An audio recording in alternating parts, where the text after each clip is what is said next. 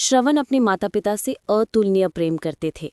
इनके माता पिता नेत्रहीन थे, इसलिए वो उनकी अत्यंत श्रद्धापूर्वक सेवा करते थे। श्रवण की माँ ने उन्हें बहुत कष्ट उठाकर पाला था। श्रवण अपने माता पिता के कामों में बहुत मदद करते थे। घर का सारा काम, जैसे नदी से पानी भरकर लाना, जंगल से लकड़ियाँ लाना, चूल्हा जलाकर खाना बनाना आदि श्रवण कुमार ही करते थे। माता पिता का काम करने में वो ज़रा भी थकते नहीं थे, बल्कि उन्हें आनंद मिलता था। माता पिता उन्हें हमेशा आशीर्वाद देते रहते। एक बार उनके अंधे माता पिता ने इच्छा जताई कि उनके बेटे ने उनकी सभी इच्छाएं पूरी की हैं, बस एक इच्छा बाकी रह गई है। उन्होंने तीर्थ यात्रा करने की इच्छा जताई। श्रवण कुमार ने माता पिता की आज्ञा मानते हुए उन्हें प्राण रहते उनकी इच्छा पूरी करने का वचन दे दिया। कंधे पर कांवर लेकर और उसमें दोनों को बैठाकर वो तीर्थ यात्रा करने निकल पड़े। श्रवण अपने माता पिता को कई तीर्थ स्थानों जैसे गया, काशी, प्रयाग आदि लेकर गए और उन्हें तीर्थ के बारे में सारी बातें सुनाते रहे।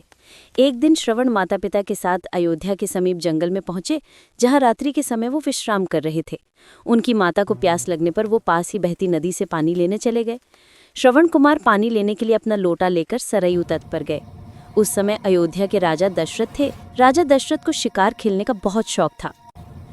वो रात में भी जंगल में शिकार खेलने चले जाते थे, क्योंकि उन्हें शब्द भेदी बाण चलाने में महारत हासिल थी। पावस ऋतु में सायंकाल वे धनुष बाण लेकर सरयू के किनारे गए। उसी समय वहां पर श्रवण अपने माता पिता के लिए जल भरने आए हुए थे। राजा रात के समय जल पीने के लिए आए किसी वन्य पशु का शिकार करना चाहते थे। अचानक पानी की कुछ आवाज़ सुनकर उन्हें लगा कि कोई वन्य पशु पानी पीने आया है, जबकि श्रवण ने जल भरने के लिए कमंडल को पानी में डुबोया था। बर्तन में पानी भरने की आवाज़ सुनकर राजा दशरथ ने जानवर समझकर और सुनकर अचूक निशाना लगा दिया। आवाज़ के आधार पर उन्होंने तीर मारा, जो श्रवण के सीने में जा लगा। श्रवण के मुंह से आह निकल गई। राजा तीर चलाने के बाद सरयू तट पर शिकार को लेने गए तो उन्हें अपनी भूल का एहसास हुआ। उनसे अनजाने में अपराध हो गया। उन्होंने श्रवण से क्षमा मांगते हुए कहा, मुझे क्षमा करना भाई, ये अपराध मैंने अनजाने में कर दिया है। बताइए मैं आपके लिए क्या कर सकता हूँ। जब राजा दशरथ ने श्रवण से क्षमा मांगी तो श्रवण ने राजा को दुखी देख कहा, राजन, मैं अपने मृत्यु के लिए दुखी नहीं हूँ, किंतु अपने माता पिता के लिए बहुत दुखी हूँ। मैं अपने अंधे माता पिता को तीर्थ यात्रा पूरी नहीं करवा पाऊंगा।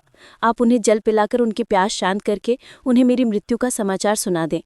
जब राजा दशरथ श्रवण के माता पिता के पास पहुंचे और उन्हें ये दुखद समाचार सुनाया तो वो दोनों विलाप करने लगे।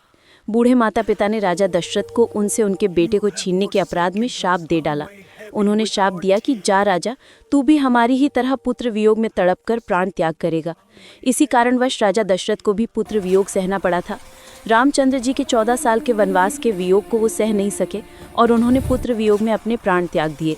ये शाप फलित हुआ जब दशरथ को अपने पुत्र राम को 14 साल के लिए वनवास भेजना पड़ा और उसी दुख में उन्होंने अपने प्राण त्याग दिए।